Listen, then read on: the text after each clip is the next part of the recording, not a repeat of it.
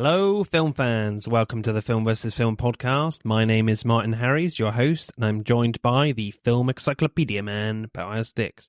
We are a couple of filmmakers on occasion, but mainly can't stop yapping about movies. On this podcast, every episode we pick a topic from a film that's coming out at the cinema or on VOD. Myself and Boaz pick our favourite film from that topic, and we battle it out to decide which film will become the greatest film of all time, according to two film geeks from Wiltshire, England. If you enjoy this podcast, please leave us a review and subscribe.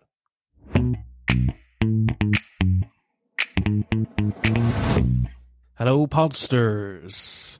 Yes, that's right, you're listening to a TV special, and of course we are looking at the latest big, shiny, spanking new Disney Plus show from Marvel. That is The Falcon and the Winter Soldier. So we'll be having a look at that, and I expect we'll do Loki and all the other ones coming up as well. And I'll certainly set up a new league table just for that. And as always, I am joined by the comic book encyclopedia man, which he should be known as, Boaz Dix. No. Wrong universe. How are you, sir? All right? Yeah, I'm good. Thanks. Good. Yeah. So, shall we go with your pick first, as yours is earlier on in chronologically? The show? Yeah. These just connect. Sense. This is just one big film, basically. Yeah. The two of these episodes. I went with episode 3 of Falcon and the Winter Soldier. So why did you pick this one? To be honest, I was only like halfway through the fourth one when you said, "Oh, should we pick?" So I was like, "Yeah, all right." I think you'd already picked the fourth one, I think. So I was like, "Yeah, I'll pick the third one." You know. All right. Another thing that kind of made me. We'll get into it when we get into it. But when Sharon Carter started doing her thing, I was like, "This is pretty cool." All right. Yeah. So what is this episode about, briefly? So they. From the previous episodes, the start of the series, there's this group called the Flag Smashers. They're a sort of freedom fighting / terrorist organization of like immigrants. It's kind of interesting, I think, like the full story of this, how they connect it. They're connecting all these shows to like Endgame and stuff, and raising like problems that ending would cause. With the GRC. Yeah, the GRC. What they're trying to do. Yeah. So basically, after the snap, immigrants were allowed in any country, refugees and stuff, and have lived there for 5 years. Then when everything undid, and, the original people are back, they took these people away, put them back into camps. Yeah. There's a really interesting idea, and, obviously they're not happy about that. They don't have a lead on where Carly is, who's head of the Flag Smashers. They decide to break out Zemo out of prison, the bad guy from Civil War, and team up with very him easily, I might add. Very easily. Very easily. That prison is terrible. That's really bad. It's like the most half-assed... Like, they don't even have to break him out. I don't even know exactly what he did, the Winter Soldier, because he was saying how he could break out. And it was just basically get one guy to fight another guy. Yeah, start a riot. But he did it just by writing a note to one guy of like, that guy's going to kill you over there. It's like, why didn't he do that years ago? He had every chance. Yeah. Is that his secret plan? Just right. Yeah, that guy wants to punch you in the face. Oh, shit. And I can just walk out the door. Surely you got to have some magnet boots from Face Off or something. Yeah. It's crazy. Or you remember like the prison escape in like Iron Man 2, he had like a body double and C4 and all that. Yeah, it was an underwhelming prison escape. Yeah. I do like the setup how he was it was a like what if and then he's there with them. Yeah. Yeah, that was good. So that's the main plot. They get Zemo's help trying to look for a lead, and he takes them to Madripoor, which is a place that is in the comics. It's a very important location, and it's its first introduction here. And they find more information and like the super soldier serum, the new super soldier serum, the Flag Smashers have taken, where that's located. So yeah, that's basically the episode in a nutshell. You mentioned Madripoor there, and I did like the way it was kind of like the look of it, like how it was all like neon lit, and it was had this like smokiness to it of and just looked really dark and just really like interesting, just very different to anywhere we've really seen in the MCU before. And did you notice the Princess Bar reference there? No, which one? Apparently in the comics, like Wolverine hung out there. Yeah, and he wanted to lay low. Yeah, he's got like an alternate identity, which is very much associated when he wants to get information in Madripoor, called Patch or something. Oh, okay. Like he wears an eye patch. It's really stupid and pretends to be someone else. And he talks to the underworld. Yeah, talks to the underworld. Oh, right. Well, yeah, the criminals and stuff. If he wants to find out stuff. I thought you meant hell there for a second. I'm not sure he had that ability with his nose before. But yeah, I just calm down, fans, that this is not, a way of introducing the X-Men or anything. It's just a random reference. Yeah. I'm pretty sure. Exactly. It's basically, just expanding the universe a bit and adding. Because, I mean, they could have used, I suppose, a real city or a real location, but it's good to draw in from, more of the source material. And like Bucky taking out a load of goons in Madripoor looked really cool and brutal, but I mean, because it was so dark, some of the shots didn't land particularly great for me because of like the dark lighting. I wasn't geographically not following it amazingly in some shots, but I like the fact that the Winter Soldier music motif came back. That. Yeah. Yeah. Well, I think when it comes to like the the quality, well, no, I was just even saying the camera work and the action, the cinematography of the show, the lighting. I'm not sure. I think that's one of the things that's like holding it back for me. It's not. It doesn't have to be bright and rich and colourful, but there is a kind of, I don't know, sort of dull, muted look to it. Yeah. Do you know what I mean? And yeah, I think it would have helped in Madripoor if it was like a lot more richer and vibrant. I think the way I can sort of describe it is, do you remember like Black Panther when they went to Korea? Yeah, they were in like South Korea. I mean, that was dark. That was nighttime. But it was a lot more, colourful. It was a lot more colourful, exactly. Everything was more colourful. Like this, the cinematography in this series is quite dark and it's quite, the colours are quite muted. Yeah. So you go to a dark place, you're like, I can't really see much. So that would be a huge criticism on my part from like the cinematography of the series. I think I would agree with that. Yeah. Certainly in that fight in particular. Yeah. And when they're like escaping as well, I would imagine that's probably why no one could shoot anything when they're running away. I'm like, really? Yeah. Okay. I mean, when they get to all like the dock area with all the shipping containers, I love, as you mentioned briefly, Sharon Carter's fight scene was really cool because I liked it because it stayed consistent to how like the Russo brothers directed their like fisticuff action in Winter Soldier and Civil War. I just like that appreciation of consistency there. Yeah, definitely. I wasn't expecting her to kick so much ass. It's like, it was really well done. Yeah, it was really well done. They're talking to the scientist, Nagel, and that's interspliced with, people going around the shipping containers trying to get to them. They've got no idea. And Sharon Carter, who I think she should be called like Jessie Bourne or something like that. She's like the twin sister of James Bourne. She's just coming out of nowhere, just snapping necks and shit. I just feel like there's three guys like interrogating Nagel in this lab. I'm like, seriously, one of you can hear what the hell's going on. Yeah. Surely one of you can help her out. Exactly. One of you keep lookout. You don't need all these free. You got two superheroes and one supervillain. Just one of you, just look outside. I mean, she didn't exactly need much help, but they were just like, yeah, she's got it. It's fine. Yeah. Even though they've never seen her fight before. But no, exactly. Yeah, she's just a normal person. But yeah, she kicked a lot of ass.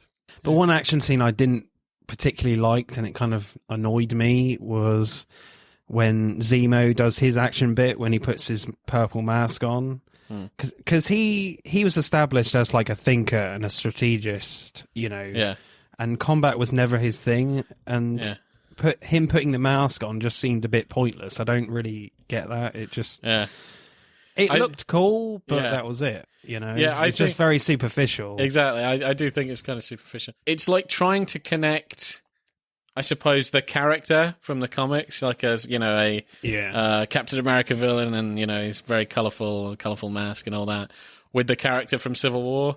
And if he had been established a bit more as being like that, because he's not really like that in Civil War, he's more like a spy. Yeah. And his intelligence is his superpower, not an action guy. Yeah. But I mean, I did like the shot of the flames like in the foreground. That looked quite good, to be fair. Have you got a favourite shot then in this episode? No, actually, when he shot the scientist, that was pretty cool.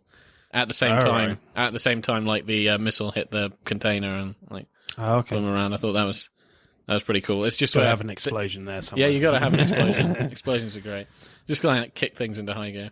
My favourite shot was the reveal of Florence Kasumba as AO. Looked really cool as the camera, yeah, that was cool. Bucky, goes from empty street, then right to left, then left to right. That was quite cool. That bit to reveal her. That was good. Creeping up on him. I like that. Yeah, it took me a while actually. I was just like, why are the Wakandans here? I don't get it. And then I was like, oh yeah, because they. Zemo killed King T'Chaka. Yeah. So I was a bit slow on that. Yeah. I think this gets like I do like the MCU, but like the more expansive it gets, you've got to just like try to remember, especially when they try to all the films. Yeah, exactly. And this one it really does try and work. Like the previous stuff is really important. Yeah. And so if you kind of don't have a memory for it, it's like you're going to be a bit lost. Because I feel like Disney and Marvel are trying to introduce more Wakanda stuff in everything they're doing now, especially if it's based on Earth, Yeah. Which I like, because it's one of the best places to be in the MCU on Earth anyway, so why not? Yeah.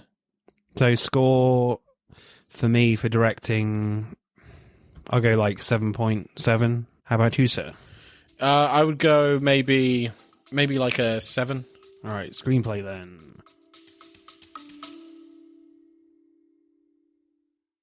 Hey, I'm James Lovino, and I'm here to tell you about Alternate Sides, a movie podcast with a twist. I've worked in the film business for 2 decades, but I haven't actually seen that many movies, and this has been driving my frequent collaborator, Sam, a self-confessed film snob, crazy. So every week, while he's stuck in his car trying to avoid getting a parking ticket, thanks to New York City's alternate side parking regulations, we discuss a classic film I've finally just gotten around to seeing. Alternate Sides, a new podcast about movies, parking, and a 25-year friendship, wherever you get your podcasts.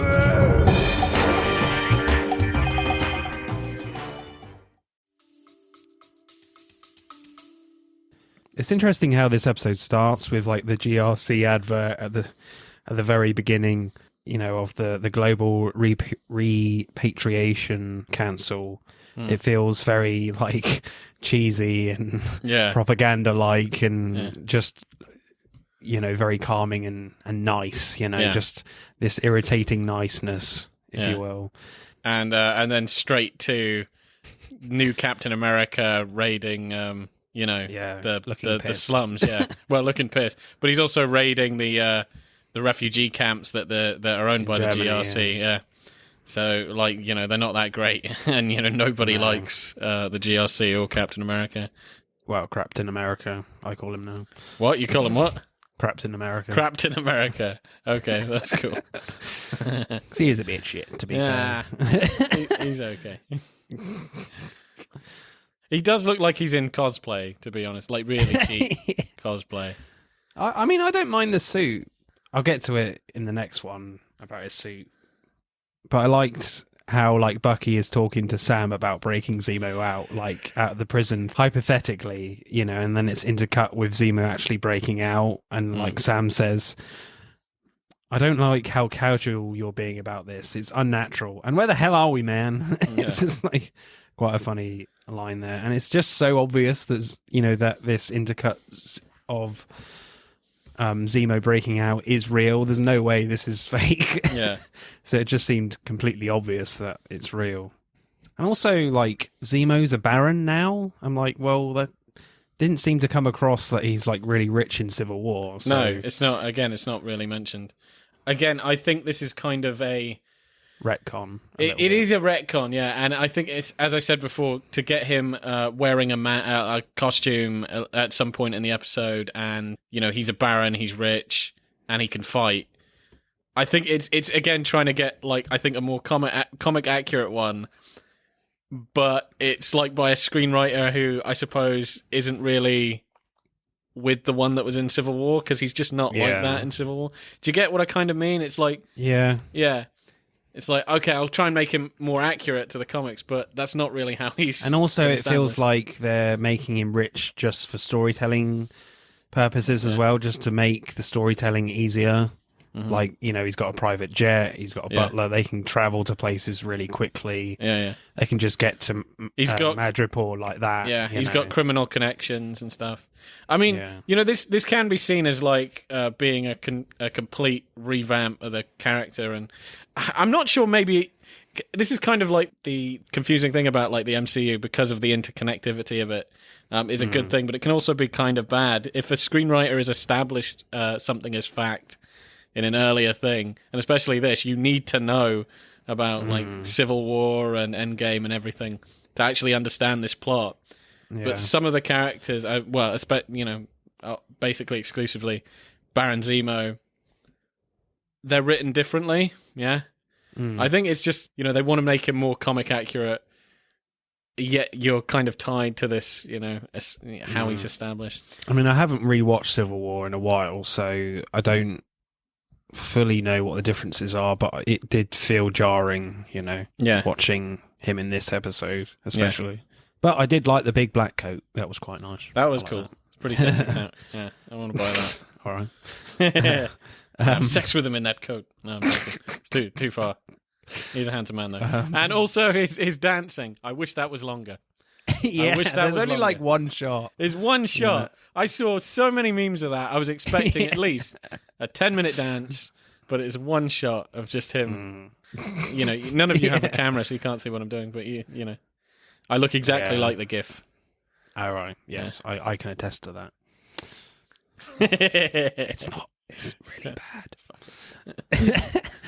I mean, I like the scene where they meet like Selby in Madripoor, and like Sam's phone rings and he's made to put it on speaker, and then it's Sarah. That was quite tense, that bit, but it's kind of funny at the same time when Sarah says, "Cash, what did I tell you about those Cheerios?"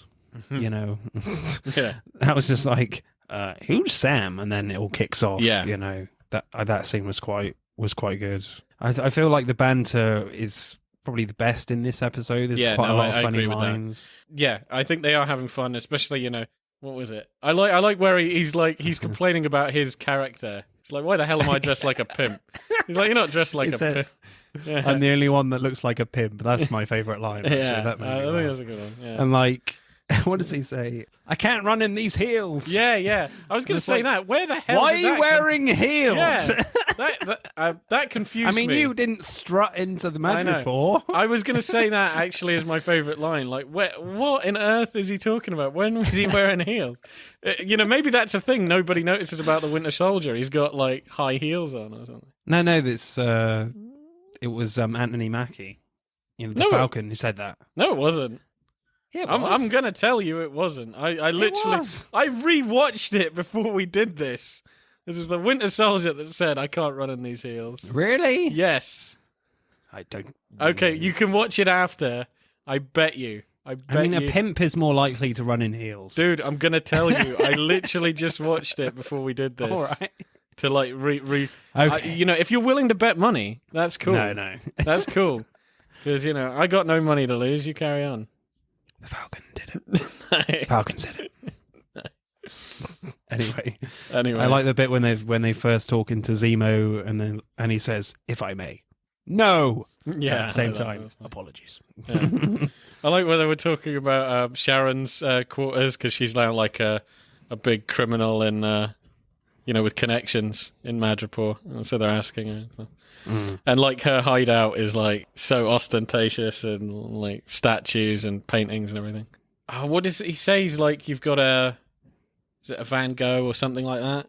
Yeah. He's like, no, you've got a fake one. He's like, no, she's got the real one. Half of the ones in museums and stuff, they're all in art galleries. Half of them are fake, real stuff's here. It's like, what? And he Googles it. Yeah, he Googles it. Google it. Oh my God. Oh, damn. Yeah. I haven't had a chance to Google that yet. That does sound surprising if it's true. When they're in the shootout, Sam shouts to Sharon, "You like living here?" And then when they come out of the container, Bucky's like, "Oh, follow my lead," and then they go the wrong way. Yeah. And it ends by Sam saying, "It's in every action movie." Yeah. That's quite cool. Have you got a favourite line then? I look like a pimp. That's right. Yeah, that's Yeah. the funniest one. I think. I thought it was also, it was a funny moment where he's pretending to be the tiger or whatever, silent tiger or whatever. Smiling tiger. Smiling tiger. He doesn't smile. Who happens to look exactly like Sam Wilson. Yeah, he looks exactly like him. I think it's like an unresolved plot, like his evil twin brother he didn't know about or something. But he doesn't smile. He's not very good at getting into character. But I like where he's like, the barman knows him. He's like, would you like your favourite drink? He's like, yeah. Just nods. This guy like opens up a snake and then pours it into a drink. And he's like, "I love these." And he looks like, in every moment, he just looks like he's going to throw up. Yeah. And Bucky, it's like, "Don't you dare fucking throw up on me, man." Yeah. All right, score then for screenplay. I think banter-wise, it's definitely the best one for me. I mean, I think Zemo has a lot of good banter as well. Yeah, he does. We're talking about, I think that's pretty good. But certainly, Zemo's character is very different from Civil War, and it just feels a bit jarring to me, and a bit of a slight retcon. Yeah, which is no bad thing if you're coming into this cold, but I don't think you would come into this cold anyway. It's one of these things. If you come into this cold, somebody has to either explain it to you, or you have to have watched them, and if you watch them, you will understand that the characterization is completely different, So I would say there is a little bit of lazy writing in there in those terms. So I'd go like 6.8. How about you, sir? I'll go for another 7. Right, acting then. I think the only bit that we haven't covered already in acting is the moment when, like, near the start, where a German spits on Captain America's face, and then John Walker shouts at him saying, "Do you know who I am?" And you do get that real sense that this guy is really unhinged and he could go nuts on someone at any time, and obviously later on in the series he does. Certainly that little tease there that this guy is not in full control. Even without the serum. Yeah, no, I thought that was great. Yeah, I mean, what do you reckon about Wyatt Russell as John Walker? I think he's doing actually a good job. Like, I think he gets across an overconfidence as he's playing it. You can tell he's sort of putting it on, which I think is good. If you can act like your character's acting when he's, do you know what I mean? He's not confident enough. I think you get that from John Walker. He's like, just this inadequacy in him. He's got this huge responsibility to be the next Captain America. It seems like he's trying to play that part, but he's just trying. Like, he knows he's falling short of it. He knows he can't really live up to that. I think you do get that in his performance. He's like overcompensating. To be honest, Sam and Bucky, they don't like him very much because obviously Steve gave Sam the shield. Yeah, I think there's a lot of that. It's just the fact, it's the main fact. Like, that was bequeathed to Sam, and now just some random guy has got it. But I do feel kind of sympathetic for the character. Like, he is well trained. He's been given this enormous responsibility. He has a great friend of his, that's trying to support him in this. And he's going against superhumans, even though he doesn't have the serum. Not superhuman. Yeah. Yeah. Oh, especially, when we get onto the next episode. Yeah. I thought the next episode characterizes him really well. Like, amps that up to 11, just the way he can act. I mean, have you read the comics of John Walker? Not really. I kind of know of him by doing some research, even before this show. I've not really read much Captain America or been very interested in Captain America as a character. Okay. So it's not, so his kind of rogues gallery and stuff is not something I've really been that keen on. I do know he becomes, John Walker becomes a villain called US Agent. Yeah. Something like that, yeah. He's like an evil Captain America. My favourite performance in this episode, I'm gonna give it to Anthony Mackie. I think he has the funniest lines, and just that performance when he's just trying to drink that snake drink was just hilarious, and it was really cool. Yeah. How about you? I think it's going to be controversial because we've shat on him for a bit, but probably going to give it to Zemo, the guy that plays Zemo. Oh, Daniel Bruhl. Yeah. Okay. Yeah, I don't know. I just kind of, even though as we've kind of already beaten with a dead horse, like writing-wise, he doesn't come across the same. I think acting, he's having fun, you know, and definitely. you can get that from him. He's having fun, and you know he's only doing this because, I mean, he does say it. Obviously, he hates super people, but it's just the fact that you can see it disgusts him. You know, it absolutely disgusts him. All these superheroes and supervillains and what have you. You could tell he was going to shoot that guy straight in the face. Oh yeah, yeah. I mean, they really weren't keeping an eye on him at all. No, not at all. Yeah. And we'll talk more about his secret weapon in the next episode as well. I hope they don't go full, like, it's one of the things I was saying with Baron Zemo. So I don't really like Captain America, but I did some research, and his villains are very weird, and Baron Zemo in the comics is very strange. They were kind of pushing him more comic accurate than Civil War. I liked Civil War where he was a lot more muted, and he was just like a really smart, you know, Batman, basically. In the comics, like, he has a strange mask, and, like, he uses glue. You know, it's fucking weird. If he starts breaking out the glue, like in the comics, his mask is stuck to his face via glue, and he uses glue. That's weird. He uses glue gadget. It's glue guns. It's stupid. So, yeah, I don't know. He must be good at arts and crafts. Yeah, he's just a terrible character. So I hope they don't go full into him. I hope not. Yeah, this is kind of a taste of what of the fantastical, but yeah. So I'm going to go a solid 8 for acting. What are you going to go for? Yeah, I think that's quite fair. Maybe I'll go 8.2. 8.2. Yeah. Right, let's add up the scores then for episode 3, The Power Broker. Power Broker gets 44.7. Not brilliant. Compared to, like, the Mandalorian episodes.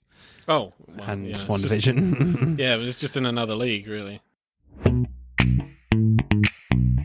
Right, my episode then is episode 4. I mean, I actually just rewatched episode 5, actually, because I thought it did leave me a little bit cold. I was a bit annoyed with it, but rewatching it, I was like, yeah, it hit home a little bit, and it's the emotions got to me a little bit more. I don't know why. I think what I was expecting in episode 5 was just a faster paced episode of just, you know, what are they going to do with Walker? Yeah. The Flag Smashers accelerating what they're going to do, and it's just everything coming together a little bit more. Maybe it's just I'm stuck in this mold of like how Game of Thrones do things. We're in their penultimate episode. I don't know if you watch Game of Thrones, but oh god, yeah, who hasn't? Yeah, I mean there are some people, but not us. No. I think everybody's watched Game of Thrones. Do you know what I mean? Where the penultimate episodes in Game of Thrones, that's the big action episode, you know, where everything goes crazy, and then the last one is something like episode 5 in this. So it just took me by surprise that they were just going for this very much settled down fixing a boat montage and having a lot of dialogue between each other, which I kind of wanted in the first episode and episode 2. I just wasn't expecting it, but I did like it on the second watch. But I ultimately went for episode 4, The Whole World is Watching, because this one's pretty action packed. You know, I think for like episode 5, I didn't mind the wrap up, but I do kind of agree with you. It's like I think it's because it leaves a cliffhanger at the end of this episode where you know some serious action is going to go down, and the culmination of that at the beginning of episode 5 is great. I think that's the problem. It kicks it off into high gear. It's like. Yeah. It happens at the beginning of episode 5, and then everything calms down. I don't think it should have done that. You know, I think everything should have concluded in this episode, and then the last episode should have been wrap up. I think you're right. Like episode 5 feels like a drag, and when the hell is something going to happen? Because I think you have this high expectation. Like this episode leaves you like, I can't wait to see the next one. You know, there's going to be so much action in it. I just feel like episode 5 is just in the wrong place. Yeah. If you know what I mean. You know, I would say, you know, I'm not sure about that. I just think maybe can I just spoil the fight with Walker? Yeah, should have happened at the end of this episode. Yeah, you know. Yeah, maybe. Yeah. Yeah, and then everything calms down at the 5th episode. Yeah. Instead, it leads up to there is going to be a huge fight with John Walker, at the end of this episode. That happens at the beginning of episode 5, and then it just calms down. Like this, the fight takes 5 minutes, and then it calms down. Yeah, or at the very least, the fight should happen at the end of episode 5, so there's something for you to look forward to. I think episode 5 gets your heart racing at the beginning, and then it kind of everything. It's more noticeable when it's wrapped which up. very much follows the pattern in all these episodes. They all have like really strong beginnings. Like in episode 1, you have that incredible fight scene. With the Falcon, with all those helicopters. Yeah, that was great. Yeah. And then, you have the fight in episode 5. They're all really, I can't remember them all right now, but they're all really strong openings, Yeah. So what happens in episode 4? Episode 4, AO gives Bucky some more time, like 8 hours or something, so that they can do what they want to do with Zemo, and then at the end of that, they're going to bring him in. They find a lead of where Carly is, and they try and talk to her in more peaceful terms, like to talk her down out of it, because she's obviously killing a lot of innocent people. And then John Walker and Hoskins are hot on their tail as well, and they meet them, and it all goes kind of wrong, and Hoskins ends up being killed. And there's also a really cool fight scene with the Dora Milaje as well, and it all kind of kicks off really in this episode, to put it bluntly. So are there any like directional moments for you, Boaz, that you quite liked? Let's talk about the Dora Milaje fight, because I really love this moment, this whole fight scene. It was really great, with Captain America trying to fight the Dora Milaje, and Bucky and Sam just watching them at the beginning, just saying like, you got should this, we John. do something? Yeah. Looking strong, John. Really patronizing. And the Dora Milaje just kicking their ass, and like Walker like touching AO on the shoulder, he's done something really stupid there. And I saw a lot of memes of that. You're like, as soon as he did that, you knew he was going to get his ass kicked. And I love the way it ends with like AO unlocking Bucky's arm. I did not expect that at all. That looked really epic. And then one of them like doing the shield flip thing, like catching it on her arm. It was kind of interesting though when when AO tells her to leave it on the floor, like leave it, and then they try and find Zemo. But I'm like, that's technically yours. You can take that. This shield has been made by stolen vibranium. Yeah. You have every right to take it if you want. Yeah, no, that was quite interesting, and they could have done. Nobody would have been able to stop them. I mean, there's one point in this film that kind of took me out of it. In this episode, that took me out of it a little bit, is the directional choice. When Zemo finds all the vials, it's like she shot Carly and injured her, and he sees all the vials and he's stamping on all of them. Then they do this thing where it's kind of like from above through glass, and he's just like stamping on glass. And for me, stuff like that, and when like blood hits the camera lens, it just takes me out of it. It just kind of annoys me. I'm just like, well, Zemo is just stamping on glass right now. He's not stamping on the ground. It just doesn't. Oh, what, see-through floors right. And stuff? Yeah. Oh, it just didn't look right to me, but those type of things just bother me. Yeah, fair enough. They bother you? Or?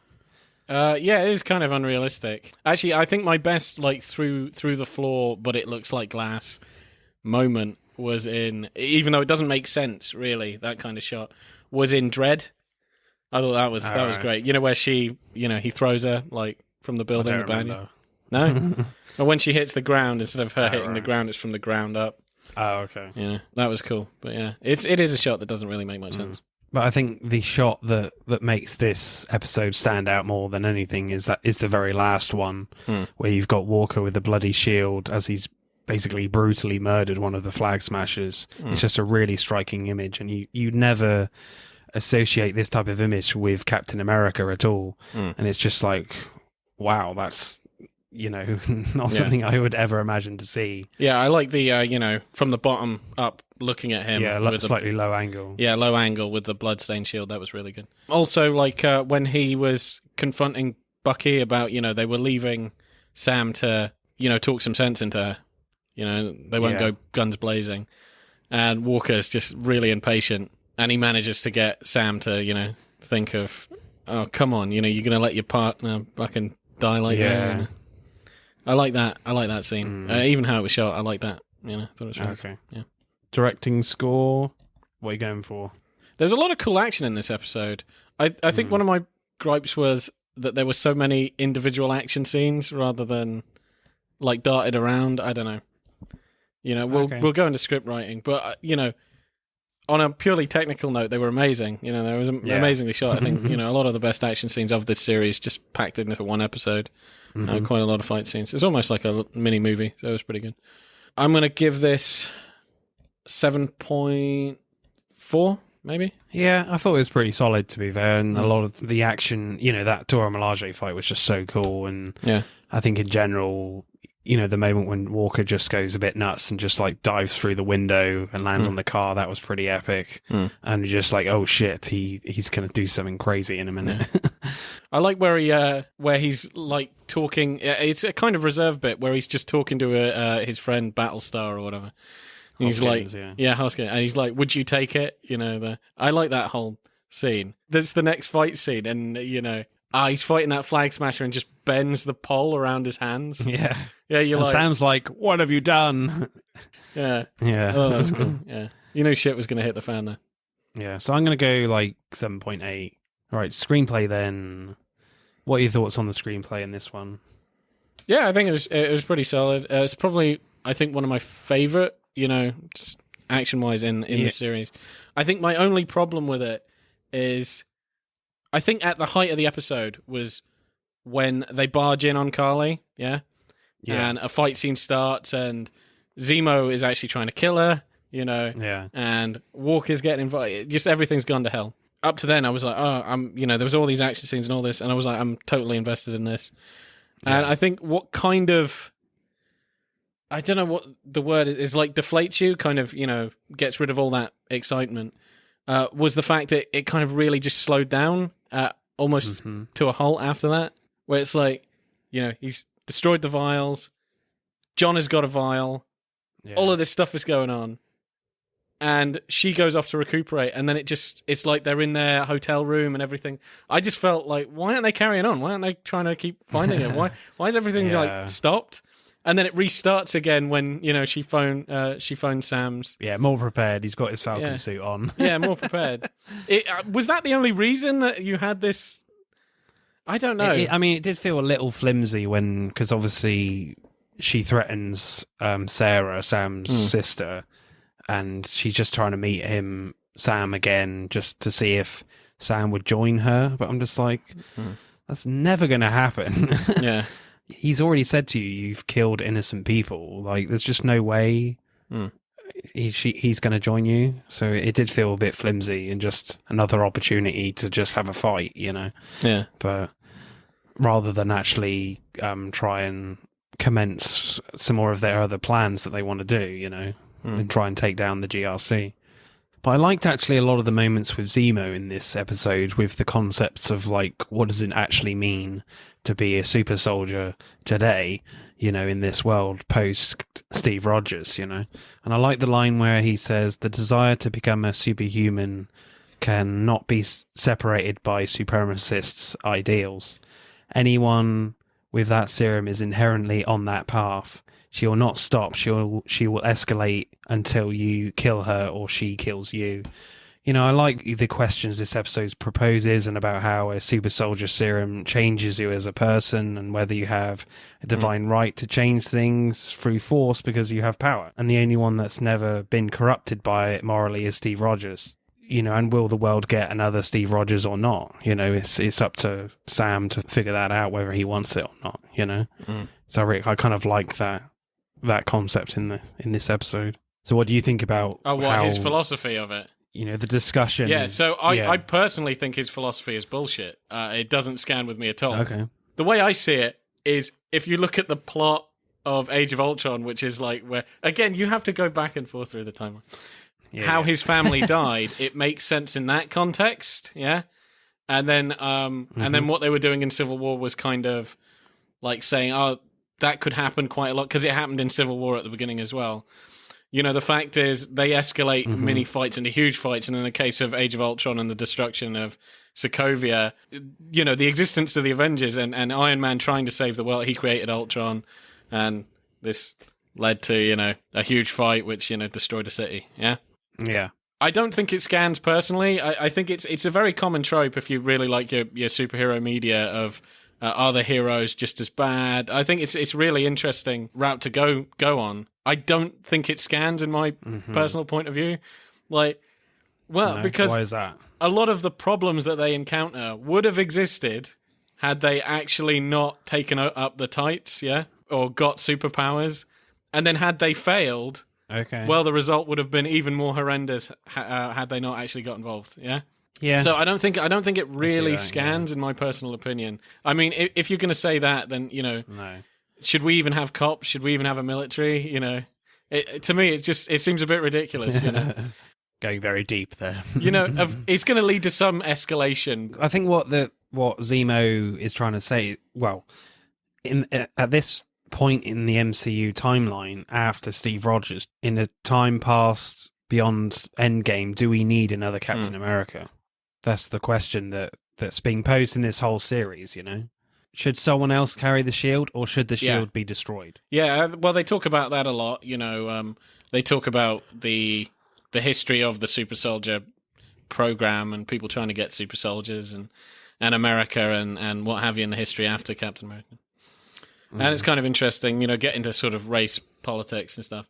That's the other question, obviously. Should the next Captain America be a black man? So that's what, Sam has to grapple with as well. Like, how is he going to approach this? Because Steve chose him. And obviously at the start of this series, he said, no, I can't do it. And this whole thing, I think we kind of needed a little bit more anyway in this series about the progression of Sam, like, choosing to take up the shield again. But it does throw up interesting questions of, like, should you take the serum or not and be the new Captain America in a world so divided after the blip, Anyway, moving on. I do have some issues with the script in this episode, even though it is my choice. I think that kind of goes for a lot of the episodes in this series. You'll find something with the pacing where you go, why did that happen? Or a line and you're like, why was that said? Yeah. I mean, one issue I have is, like, when Sam, Bucky, and Zemo arrive in, like, the GRC camp where Carly is and her gang, like, people run away from Sam and Bucky and they don't want to be around them. And yet, a creepy guy with a big black coat singing Bar Bar Black Sheep approaches a load of kids. You're like, yeah, sure, I'll take some Turkish Delight. Turkish Delight's awesome. Man, I'll do anything for Turkish Delight. You never had Turkish Delight? Yeah, but from a creepy guy in a massive coat singing Blah Blah Black Sheep, acting really creepy, I'm not sure. To each his own. I mean, that must be some amazing Turkish Delight. Oh, yeah. I mean, that suitcase is basically full of Turkish Delight. I mean, it can't be anything else. That would have been brilliant. No, it's a good point. But one thing I loved in the script was the fact that Sam recognizes the weird head tilt things that we've mentioned many times on this podcast. I was like, yep, Sam Wilson is now my favorite Avenger just because he recognizes the head tilt thing is fucking weird. And it always brings up the bad guy. Because, like, Bucky, like, tries to threaten Zemo. Oh, yeah, because he knows where Carly is, because he got it from the little kids, they've told him. But he's not going to divulge that. No, and he says he's just trying to extort you and do that stupid head tilt thing. I love that. And then, like, if you notice, like, Walker does the same thing. He does the head tilt thing just before he picks up the serum after he takes out Zemo. He does the same thing. I'm just like, yep, that guy's the real villain, dude. He does the head tilt thing. Yeah, villain's head tilt. Or anti-hero if you're Rorschach, Yeah. But you mentioned briefly that you really liked the Walker and Hoskins discussion of whether they should take the serum or not. For me, I didn't like it so much because I just feel like, well, he's taken the bottle anyway, put it in his pocket, and it's been teased several other times that he really wants the serum. I'm not sure you needed that added scene. I don't know. It just slowed things down a bit because you know that he's going to take it. It's just a question of when, not if. And that scene was just saying, should I take it or not? But you just know he's going to do it, Yeah, but you could tell he was hesitating. It's not just like, oh, he's going to do it. It was like, he's giving it serious consideration. You know, will it make me worse? You know, will it make me better? Do I need it? You know, what about the other guys that have taken it? Some are bad, some are good. And I suppose I just kind of liked it that it was a little more human. It's. I don't think Walker, even though he is kind of being set up as the villain, is like a terrible person. He's not a terrible person. He's a guy who's trying to fill some incredibly big shoes. And you could tell, as I said before, I do like the performance of the guy that does him. Wyatt Russell. As he kind of exuberates like an overconfidence and a sort of, you know, but a kind of vulnerability of like, you know, can I do this? You know, am I good enough to do this? Yeah. And I just kind of like that. Sprinkle that throughout. I thought that was all right. You know, to me, I don't hate him as a character. I'm kind of a bit sympathetic with him. It's like, you know, yeah, you're not really as good as Captain America. Is that your fault, though? You know, it just feels like, you know, the burden was always going to be way too heavy on him, whether he had the serum or not. Yeah, I do kind of agree that when he actually grabbed the serum, you know, it's very clear from a storytelling point of view, he's going to take it. Maybe that scene would have been better. I did like the fact that he at least discussed it. And also just kind of the different conclusion that he has to Sam. You know, Zemo asks him, would you ever take it? It's like, no, hell no. You know, I'm good enough as it is. Yeah. And he didn't hesitate. I'm good enough as is. And, you know, with John, he's like, you know, he's really, really considering it. He just, maybe if it was like from a prior episode when they were just discussing it. You know, So have you got a favourite line in this episode? Oh, actually, maybe even just the line from John Walker, they weren't even super soldiers. That was pretty good. My favourite line is from Ao, and she says, the Dora Milaje have jurisdiction wherever the Dora Milaje find themselves to be. That was pretty epic. Yeah, they're doing a Disney Plus Wakanda series as well. I'm very much looking forward to that whenever that happens. Probably not for a long time yet. Right, score then, Boaz, for acting. For screenplay, rather. Shit. All right, screenplay, 7.5. Yeah, I'll go 7.3, I think. Right, acting then. The opening of this episode's really strong, as we've said in all the episodes, but this one's very different. We're in Wakanda like 6 years ago, and Florence Kasumba, who plays Ao, says the Winter Soldier words, and, you know, to try and see if whether they've wiped their mind of the trigger words to activate the Winter Soldier. And Sebastian Stan is incredible. He gets incredibly emotional in this scene in a way that we've never really seen before. And you see flashbacks of him as the Winter Soldier, and he completely breaks down.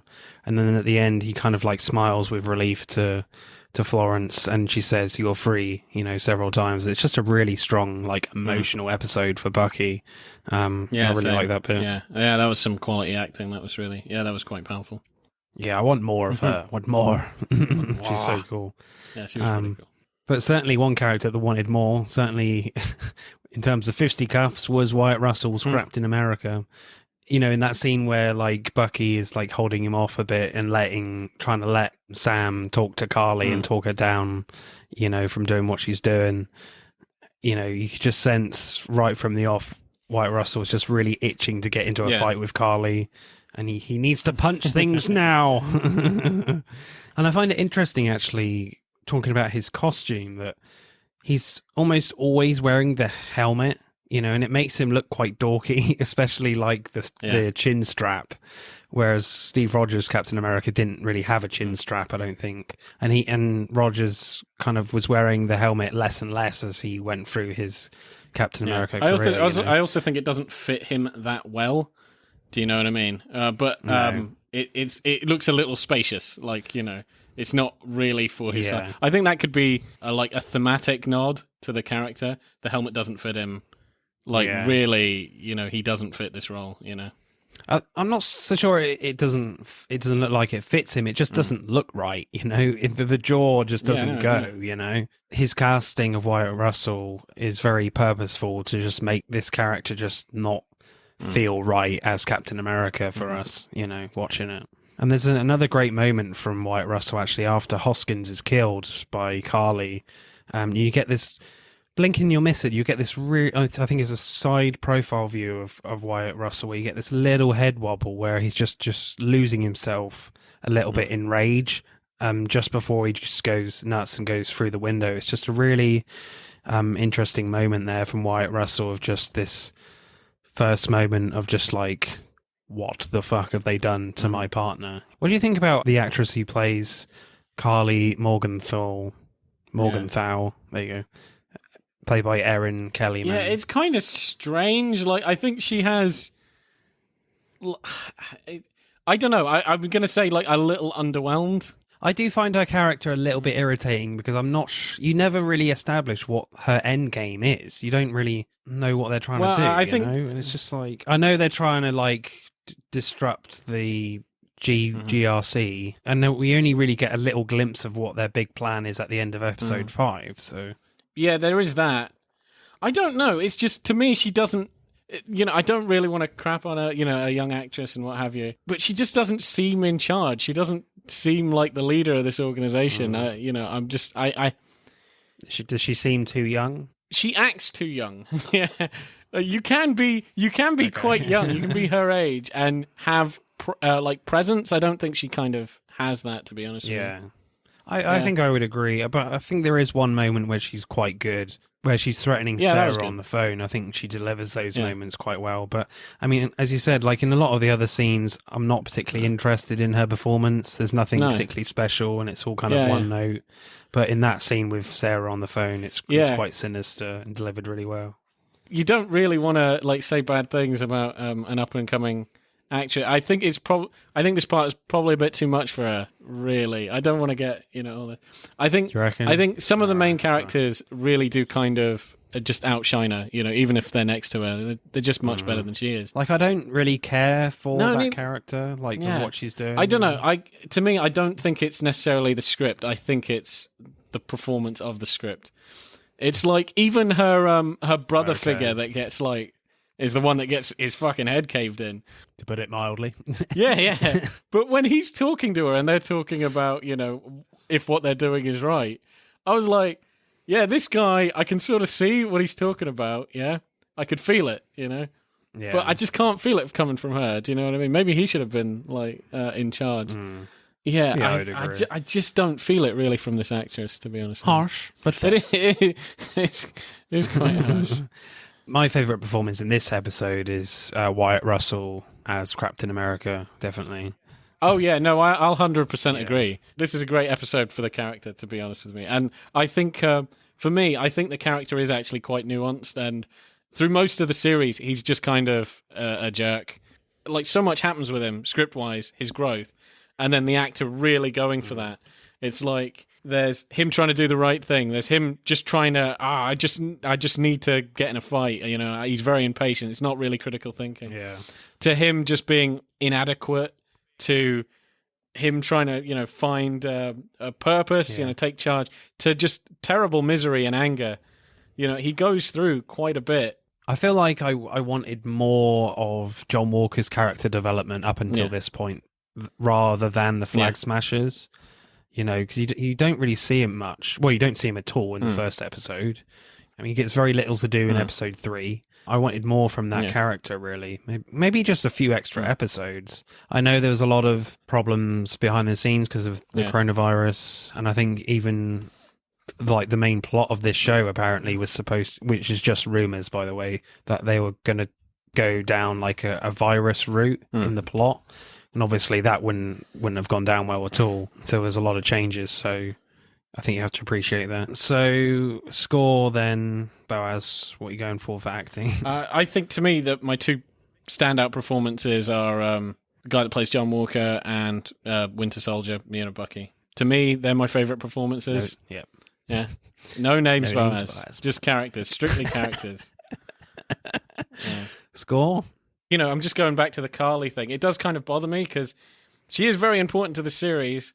This episode is heavily about her, yet I don't quite feel the acting from the actress. I just don't think she's in the same league as her contemporaries, which is a shame. You've got this show and you're meant to be the villain. Huge show. You know. And I just don't think it comes off across enough, you know? Yeah. I think I agree with you. So I don't know how much I should subtract, from her, from those great performances and her, where she's just kind of okay, I think maybe if she wasn't in it, I would give it like maybe, an 8.7 or something like that. So with her in it today. Yeah, I'll give... Shut up. You always take forever counting the scores. Don't today Do me. I? Christ. I'll go 7.7. Okay. Finally. Yeah. You little shit. Yeah. I mean, I really like Wyatt Russell. I think he's a tremendous actor. Kurt Russell's son. Oh, Christ, I didn't know that. No, I didn't know. You didn't know that? No. I learned so many things on this show. Yeah, so I'll go solid 8, I think. And again, Anthony Mackie and Sebastian Stan are really solid in this one as well, especially Mackie. Although, you were saying you would like have had more development from John Walker. Maybe it's fine that he didn't get much and just like contempt for the character. This episode, I do think really fleshes him out. I do feel kind of, a bit more sympathy for him. He's like a sympathetic villain. But I guess like that's what they're trying to do with Carly Morgenthau as well. They're trying to make her out as a sympathetic character as well. I just don't think it fits having like two of those characters in one show. One of the problems, and I do kind of agree with this, I was watching some other person's opinion, is who exactly is the villain here, like the proper villain? This show doesn't feel like it actually has one. It's got a morally ambiguous Carly, who they just want to help, they don't want to kill or destroy, and a morally ambiguous Captain America. And even kind of a morally ambiguous Zemo, he's helping them. He's not even the villain yet. Choose a villain, guys. Choose a villain. I'm saying you could maybe say the bad guy is the GRC, but you haven't seen a spokesman for them or anybody in charge. It's just like the senator who's had like 2 lines. So you don't even know who the hell is running that thing. They're off in the background. So it's going to be strange if they do like show who's the one pulling the strings at the very last episode. Well, they're going to have to, Are you going to care? Right, let's add up the scores then for episode 4, The Whole World is Watching. And the score is 45.7. So it wins by a whole rounded point over the Power Broker, who got 44.7. Talking of the Power Broker, we'll go into predictions now for what we think will happen in the final episode. One question that's always been niggling at me: who is the Power Broker? And is it Sharon Carter? It does seem like it's going that route. Because she helps Carly get an assassin. Yeah, she's clearly talking to someone in French. Yeah, from so Algeria and that's or whatever. And that's because she's Carly's like, we're getting an assassin. But why though? Is he just doing it for the money? This person is going to kill Sam and Bucky. That's what. Yeah. I'm not exactly sure what's going on, really. I think one thing's for sure is certainly that suitcase ain't going to be filled with Turkish delight. It's going to be, a Falcon Captain America suit for Sam Wilson for sure. I don't think there's any doubt about that. I don't think Bucky will get like a revamped suit or anything. But obviously we see Captain America creating a new shield with his medals on it, welding his medals on it. So certainly they're going to lock horns in the final one. I mean, do you reckon John Walker is going to bite the dust? Is he going to die? I don't think he's going to die. No. No?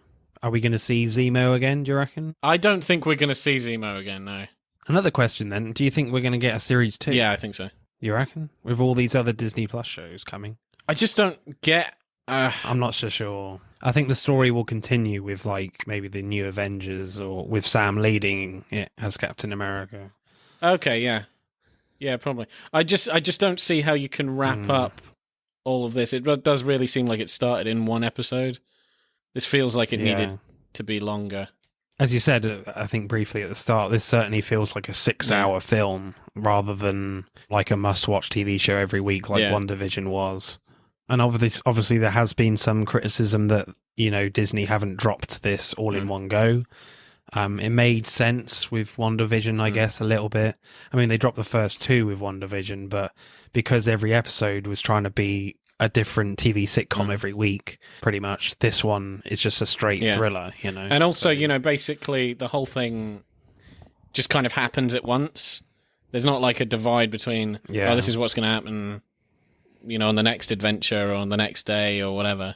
So what am I thinking is going to happen? Probably the villain might be... Because here's the thing, I'm thinking the last villain is either going to be the GRC or it's going to be like the power broker. Because they're holding them hostage at the moment, aren't they? They are holding them hostage. But it's one of these things, these are two characters, whoever the hell's in charge of the GRC, which is kind of a faceless organization, to the power broker. You haven't seen them. Maybe it would make sense with, I don't know. Could Sharon Carter be the villain? I don't know. I'm really kind of confused. I reckon she could be. And also, who's this Val person that contacted John? Yeah. Do you know who that character is in the comics? Or? Never heard of her before at all. I'd have to do some research on that. Maybe, actually, maybe she works for the power broker, and maybe they've now got John. I think it would make more sense if you had to wrap this up that this nameless, you know, or whatever, the power broker, whoever the hell that is the villain somehow behind most of this.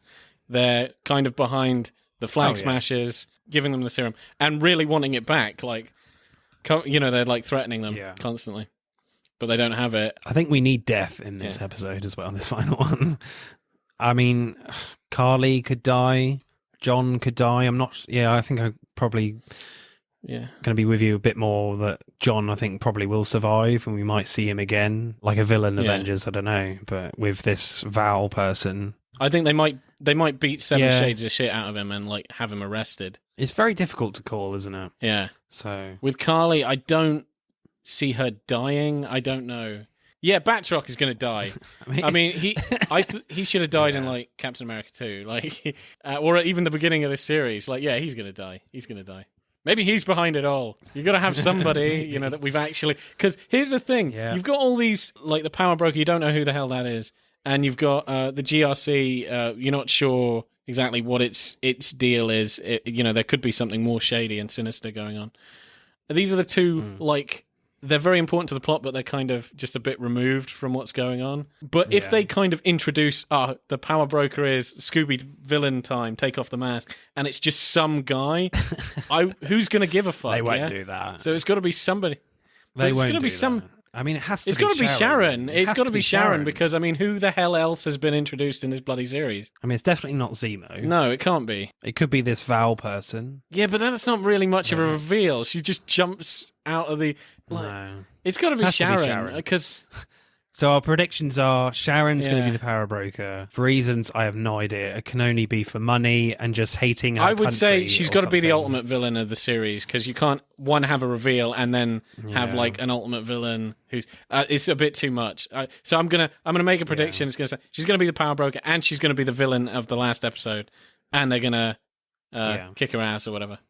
Batroc's going to die. I think Carly's going to die. And I think John will be sent to prison and be broken out, maybe. I think maybe John's going to get sent to prison, and either he's going to be he's going to come out and be some future villain, or they've been talking about this Thunderbolts movie, which is kind of like a Suicide Squad. So I was thinking you could be like with a lot of these series that are ending, if they keep the villain alive and just have General Ross being like, have you heard of the Thunderbolts Initiative? Like, just have a kind of reverse Avengers recruitment. Yeah. All right. I think that's what I would do. Just have him live and then have General Ross recruit him. And I think certainly what this show, I think, will need to finish on is like, what is the world going to see Sam Wilson as Captain America? What is the reception going to be for him? I think they do need to address that in this series. Oh no, that's not going to happen. That was a really stupid theory. I was going to go maybe the villain, maybe the power broker is Isaiah Bradley, and then I thought, no, that's a shit idea. That's a ridiculous idea. If they do that, they should be shot. That doesn't make any sense. Yep. Although he does hate the US, I suppose they mistreated him. Could work. It would come out of left field. It would be a surprise, maybe. Yeah. There's got to be Sharon, but it would be a hell of a surprise if it was some old guy. Yeah. No. All right. We'll see. If it happens, I'm not saying it will happen. I'm getting No the one point is for saying that. that, I don't Gavin. even care. I'm getting the point for that. It's so ridiculous. And if it happens, You reckon it could happen now, aren't you? I'm actually. I thought it was stupid, but I'm convincing myself of it now. I haven't heard anybody suggest it. No, it's just ridiculous. Okay, we'll think about it. That's it for this episode. Cheers, Boaz, for joining me once again, and it will be really interesting to find out what happens. All right. See ya. Bye. Bye. Bye. I missed the part, but that's my problem. That's it for this week's pod. Thank you for listening. We hope you enjoyed it. If you would like to find out more about the podcast or suggest future topics for us to discuss related to upcoming releases, let us know on Instagram at Film vs. Film Podcast and on Twitter at FVF_podcast. Remember, please subscribe. Pod signing off.